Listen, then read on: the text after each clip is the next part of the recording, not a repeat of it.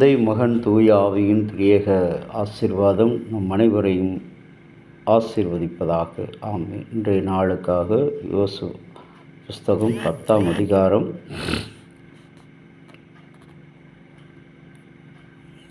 10வது வசனம். கர்த்தரோ அவர்களை இஸ்ரவேலுக்கு முன்பாக கலங்க பண்ணினார். அன்புக்குரிய இறை மக்களே, இன்றைக்கு ஆண்டவராகிய கர்த்தருடைய பிள்ளைகளுக்கு, தம்முடைய பிள்ளைகளுக்கு விரோதமாக எழும்புகிற அந்நிய சக்திகளை, அந்நிய தெய்வங்களை, அந்நிய மக்களை, தொடர்பில்லாத மக்களை என்ன செய்கிறார்? அவர் கலங்கடிக்க பண்ணுகிறவராக இருக்கிறார்.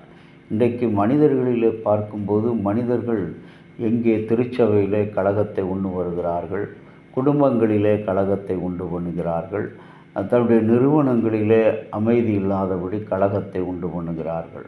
ஆனால் நீங்களும் நானும் இன்றைய காலை நேரத்தில் ஆண்டவருடைய சன்னிதானத்தில் அழைக்கப்பட்டிருக்கும்போது, நம்முடைய ஆண்டவராகிய கடவுள் அமைதியை, சமாதானத்தை விரும்புகிற கர்த்தர். ஆனால் அவர்கள் தான் கொடுத்த கடவுளுடைய வார்த்தையை அசட்டை பண்ணும் பொழுது, அந்த மக்கள் யாராக இருந்தாலும் அவர் கலங்கடிக்க பண்ணுகிறவராக இருக்கிறார். இன்றைக்கு நம்முடைய வாழ்க்கை கலங்கடிக்கப்பட்ட ஒரு வாழ்க்கையாக இருக்கிறது. அங்கும் இங்கும் ஓடிக்கொண்டிருக்கிறோம், போராடி கொண்டிருக்கிறோம், புலம்பிக் கொண்டிருக்கிறோம், அழுது கொண்டிருக்கிறோம். நிர்வாகத்தில் இருக்கிறவர்கள் நிர்வாகம் செய்ய முடியாதபடி பல்வேறு விதமான குழப்பங்களை கொடுத்து கொண்டிருக்கிற நிலைமை. இது காரணம் என்னவென்று சொன்னால், கர்த்தருடைய வார்த்தையை கீழ்ப்படிந்து அவருடைய நீதியை செய்யாதபடியினால் இன்றைக்கு கர்த்தரால் கலங்கடிக்கப்படுகிறோம். தனிப்பட்ட ஒரு வாலிபனுடைய வாழ்க்கை எடுத்துக்கொள்வோம் சொன்னால், அவன் நன்றாக படித்து வருகிறான். தன்னுடைய வாழ்க்கை உயர உயர, படிப்பு உயர உயர, மதிப்பும் உயருகிறது. அந்த மதிப்பு உயர்ந்தவுடனே தன்னுடைய நிலையிலே கண்மண் தெரியாதபடி அவன் தன்னுடைய வாழ்க்கை நடத்துகிறான். இதனால் அவன் பல்வேறு விதமான இன்னல்களிலே, இடையூறுகளிலே, சிக்கலிலே தவித்து சீரழிந்து அவன் போகின்ற வாழ்க்கையை பார்க்கிறோம். ஆகவே நாம் கர்த்தருக்கு பயந்து நடக்கும்போது அவர் நம்மை கலங்கடிக்க பண்ண மாட்டார். இந்த இஸ்ரவேலருக்கு விரோதமாக எழுந்த அந்த பொல்லாத மக்களை தேவன் கலங்கடிக்க பண்ணினார். அந்த தீய மக்களை, துன்மார்க்கமான மக்களை, விக்கிரகத்தின் ஆவியின் உள்ள மக்களை, அவமானப்படுத்தும் ஆவியின் மக்களை, துன்பப்படுத்துகிற மக்களை கலங்கடிக்க பண்ணினார். இன்றைக்கு உங்களையும் என்னையும் கலங்கடிக்க பண்ணுகிற சக்திகள் எதுவாக இருந்தாலும் எல்லாவற்றையும் தேவனிடத்தில் நாம் ஒப்பு கொடுக்கும்போது அவர் நம்மை கலங்கடிக்க செய்கிறவராக இருக்கிறார். ஆகவே அவர் அந்த தீய சக்திகளை கலங்கடிக்க செய்து உன்னை விடுதலையாக்குகிறவராக இருக்கிறார்.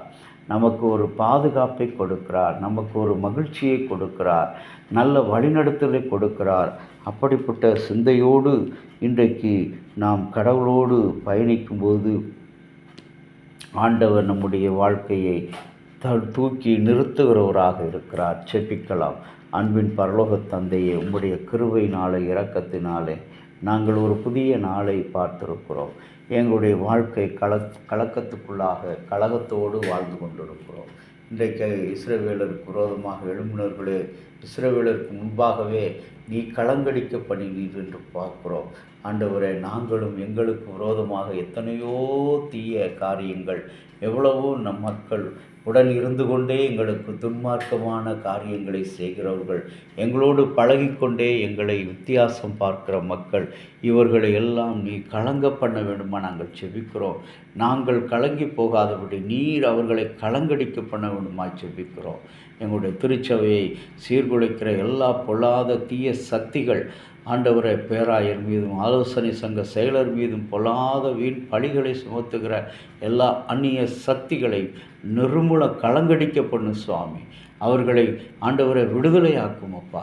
இயேசுவின் நாமத்தில் வேண்டுகிறோம் நல்ல பிதாவே, ஆமேன். தந்தையாகிய கடவுளின் அன்பும் மைந்தராகிய இயேசுனுடைய அருளும் பரிசுத்த ஆவியினுடைய நல்ல உரம் பாதுகாப்பு உங்கள் அனைவரோடு கூட இருப்பதாக. ஆமேன்.